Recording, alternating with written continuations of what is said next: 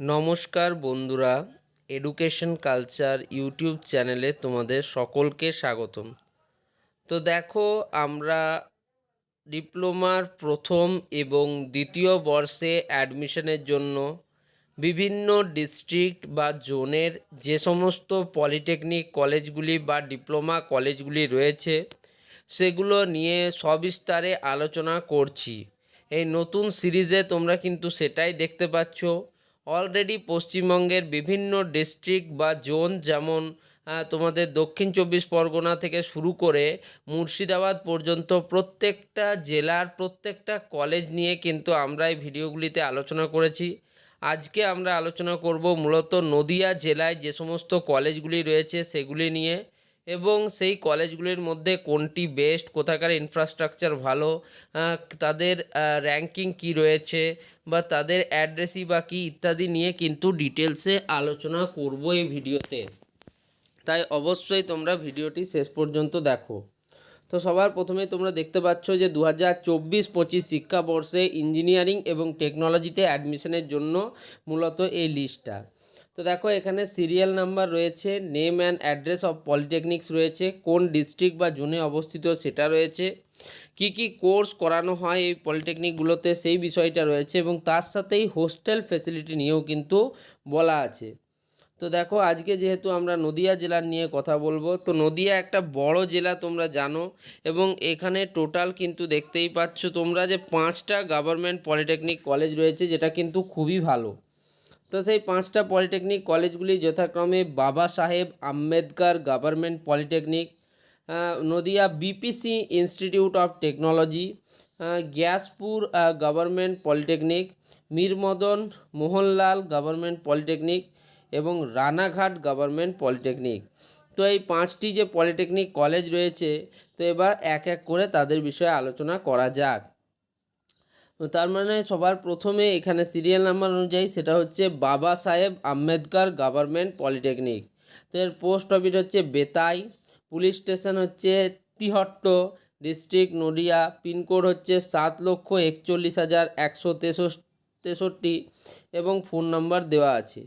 তো নদিয়া জেলার এই বাবা সাহেব আম্বেদকর গভর্নমেন্ট পলিটেকনিকে মূলত 3টি কোর্স করানো হয়, যার প্রথম কোর্স হচ্ছে সিভিল ইঞ্জিনিয়ারিং, দ্বিতীয় হচ্ছে ইলেকট্রিক্যাল ইঞ্জিনিয়ারিং এবং তৃতীয় হচ্ছে তোমাদের প্রত্যেকের favourite computer science and technology.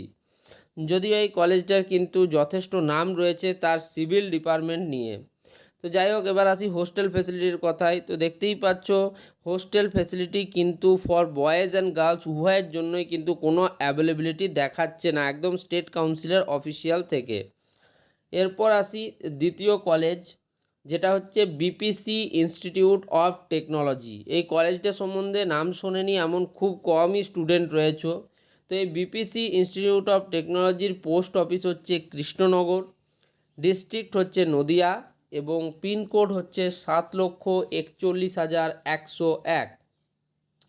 তো নদিয়া জেলার এই বিপিসি ইনস্টিটিউট অফ টেকনোলজি কলেজটা কিন্তু অলওয়েজ বেস্ট কলেজ বলে গণ্য করা হয় এবং পশ্চিমবঙ্গের টপ কলেজগুলির মধ্যেও একটা। তো এই বিপিসি ইনস্টিটিউট অফ টেকনোলজিতে মূলত কি কি কোর্স করানো হয়?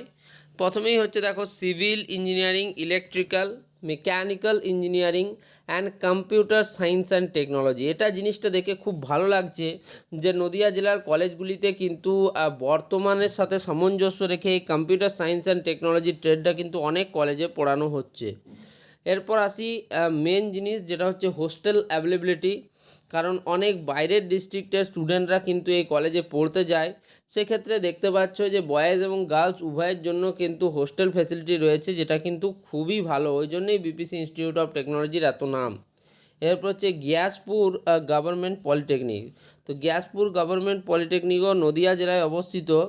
এইখানের যে পলিটেকনিকে যে কোর্সগুলি করানো হয় তার মধ্যে হচ্ছে সিভিল, মেকানিক্যাল এবং সার্ভে ইঞ্জিনিয়ারিং। তো এটা মূলত গ্যাসপুর এবং কল্যাণীতে অবস্থিত। পোস্ট অফিস এবং পুলিশ স্টেশন নদিয়া ডিস্ট্রিক্টের, পিনকোড 7,41,234। তো মেকানিক্যাল ইঞ্জিনিয়ারিং এবং সার্ভে ইঞ্জিনিয়ারিং ডিপার্টমেন্টটা কিন্তু এই গ্যাসপুর গভর্নমেন্ট পলিটেকনিকের কিন্তু খুবই ভালো। এবার আসি হোস্টেল অ্যাভেলেবিলিটির দিকে। দেখো বন্ধুরা, WBSCTর লেটেস্ট ডেটা অনুযায়ী এখানে কিন্তু কোনো প্রকার কোনো হোস্টেল অ্যাভেলেবেল নেই। Next, Mir Madan Mohanlal government polytechnic. তো মীর মদন মোহনলাল গভর্নমেন্ট পলিটেকনিক হচ্ছে গোবিন্দপুর পলাশিতে অবস্থিত। পলাশির যুদ্ধের কথা তোমরা শুনেছো, সেই বিখ্যাত পলাশিতে অবস্থিত হচ্ছে মীর মদন মোহনলাল গভর্নমেন্ট পলিটেকনিক। তো এটা নদিয়া ডিস্ট্রিক্টের আন্ডারে পড়ে এবং এখানে মূলত যে ট্রেডগুলি করানো হয় সেগুলো হচ্ছে ইলেকট্রিক্যাল অ্যান্ড ইলেকট্রনিক্স ইঞ্জিনিয়ারিং, যেটাকে অনেকে ট্রিপলই বলে থাকে, food processing technology and survey engineering. তো সার্ভেটাকে দেখতেই পাচ্ছ, আগের দিন আমি টপ আন্ডাররেটেড ট্রেডের মধ্যে অবশ্যই সার্ভের নাম নিয়েছিলাম। তো তোমরা দেখতেই পাচ্ছ কেন সার্ভেকে এত গুরুত্ব দিচ্ছে স্টেট কাউন্সিল, সেটা এই ভিডিও থেকেও তোমরা বুঝে যাও, কারণ বেশিরভাগ কলেজে দেখতে পাচ্ছি সার্ভে ইঞ্জিনিয়ারিং ডিপার্টমেন্টটা দেওয়া হয়েছে। তো যাই হোক, মীর মদন মোহনলাল গভর্নমেন্ট পলিটেকনিক যে কলেজটি, সেই কলেজের কিন্তু এই food processing technology, survey engineering এবং ইলেকট্রিক্যাল অ্যান্ড ইলেকট্রনিক্স ইঞ্জিনিয়ারিং যথেষ্ট ভালো। এরপর আসি হোস্টেল অ্যাভেলেবিলিটির বিষয়ে। তো তোমরা দেখতেই পাচ্ছ যে WBSCTর লেটেস্ট ডাটা অনুযায়ী এখানে বয়েজ এবং গার্লস উভয়ের জন্যই কিন্তু কোনো হোস্টেল ফেসিলিটি অ্যাভেলেবেল নেই। এরপর হচ্ছে রানাঘাট গভর্নমেন্ট পলিটেকনিক। তো রানাঘাট গভর্নমেন্ট পলিটেকনিকের পোস্ট অফিস হচ্ছে রানাঘাট, পুলিশ স্টেশনও রানাঘাট, ডিস্ট্রিক্ট নদিয়া এবং পিনকোড 7,41,201। ফোন নাম্বার দেওয়া নেই। তো নদিয়া জেলার রানাঘাট গভর্নমেন্ট পলিটেকনিক কলেজে মূলত অটোমোবাইল ইঞ্জিনিয়ারিং, ইলেকট্রিক্যাল ইঞ্জিনিয়ারিং এবং মেকানিক্যাল ইঞ্জিনিয়ারিং করানো হয়। বর্তমান সময়ে যদিও অটোমোবাইলের চাহিদা একটু কম, কিন্তু তুমি যদি চেন্নাই সাইডে যাও, এটা কিন্তু ওয়ান অফ দ্য ফিউচারিস্টিক টেকনোলজিতে, ওই জন্য অটোমোবাইল যে ভবিষ্যতে খুব একটা বড় ইন্ডাস্ট্রি হয়ে দাঁড়াবে সেটা কিন্তু কনফার্ম বলা যায়। তো যাই হোক, এই কলেজে হোস্টেল ফ্যাসিলিটি না থাকাটাই একটু কিন্তু অসুবিধা, বাকি সব দিক থেকে কলেজটি ভালো। তাহলে এবার আসি, যদি তোমরা আমাকে বলো যে র্যাঙ্কিং হিসেবে সাজাতে, তাহলে দাদা তুমি কাকে 1 নম্বর দেবে? তো দেখো, এই নো ডাউট নদিয়া জেলার সব থেকে বেস্ট কলেজ হচ্ছে BPC ইনস্টিটিউট অফ টেকনোলজি, কারণ এই কলেজটির সামনে আর যে বাকি যে কলেজগুলো সেগুলো স্ট্যান্ড করা খুবই মুশকিল। কারণ BPC ইনস্টিটিউট অফ টেকনোলজি একটা পুরনো কলেজ, বিশ্বস্ত কলেজ, প্লেসমেন্ট খুব ভালো, ইনফ্রাস্ট্রাকচার অ্যাকাডেমিক্স ভালো। তো সেই হিসেবে এই কলেজটিকে আলাদা করে কিন্তু আমি এদের সাথে তুলনা করলে হবে না। তো যাই হোক, BPC ইনস্টিটিউট অফ টেকনোলজির ইলেকট্রিক্যাল এবং কম্পিউটার সায়েন্স অ্যান্ড টেকনোলজি খাস করে কিন্তু খুব ইম্পর্ট্যান্ট একটা ডিপার্টমেন্ট। তো তোমরা অবশ্যই কিন্তু এই কলেজটিকে প্রেফার করতে পারো। হোস্টেলও অ্যাভেলেবেল রয়েছে, ফলে বাইরের ডিস্ট্রিক্টের স্টুডেন্টরাও কিন্তু এই কলেজে খুব সহজেই পড়তে যেতে পারবে এবং সেখানে থাকতে পারবে। তো BPC ইনস্টিটিউট অফ টেকনোলজিকে যদি 5-এর মধ্যে আমাকে নাম্বারিং করতে বলা হয়, সেক্ষেত্রে অবশ্যই আমি কিন্তু 5-এ এটাকে 4.3 অবধি দেব। এরপর আসুক 2 নম্বর হিসেবে। তো 2 নম্বরে আমি রাখছি, দেখো, তোমাদের এই বাবা সাহেব আম্বেদকর গভর্নমেন্ট পলিটেকনিক কলেজটি। যেহেতু এখানে কম্পিউটার সায়েন্স অ্যান্ড টেকনোলজি রয়েছে, ইলেকট্রিক্যালও ভালো পড়ানো হয়, সিভিলেরও খুব নামডাক রয়েছে এই কলেজটার, সেহেতু এটাকে আমি 2 নম্বর দিচ্ছি। যদিও স্পেশালিভাবে বলতে গেলে অন্যান্য কলেজগুলি হয়তো এর থেকে ভালো, বাট তবুও আমি এটাকে 2 নম্বর দিচ্ছি। এবং তোমাদের টোটালে 5-এর মধ্যে এটা পাচ্ছে তোমার 3.6 মতো। ওকে, নেক্সট আমি 3 নম্বরে রাখছি তোমাদের রানাঘাট গভর্নমেন্ট পলিটেকনিককে, কারণ এখানে ইলেকট্রিক্যালের সাথে কিন্তু অটোমোবাইল এবং মেকানিক্যাল ইঞ্জিনিয়ারিং পড়ানো হচ্ছে, যেটা কিন্তু ভালো। যদিও হোস্টেল ফ্যাসিলিটি না থাকায় এদের 1 পয়েন্ট এমনিতেই কমে যায়। তো সেই হিসেবে 5-এর মধ্যে কিন্তু এটা পাবে 3.4 মতো। এরপর আমি রাখছি গ্যাসপুর গভর্নমেন্ট পলিটেকনিককে। যদিও দুটোই কিন্তু মীর মদন, যদিও আমি দুটোকে একই সারিতে রাখবো, গ্যাসপুর গভর্নমেন্ট পলিটেকনিক আর মীর মদন মোহনলাল গভর্নমেন্ট পলিটেকনিক, এদের কিন্তু আমি দিচ্ছি 4-এ 3.1।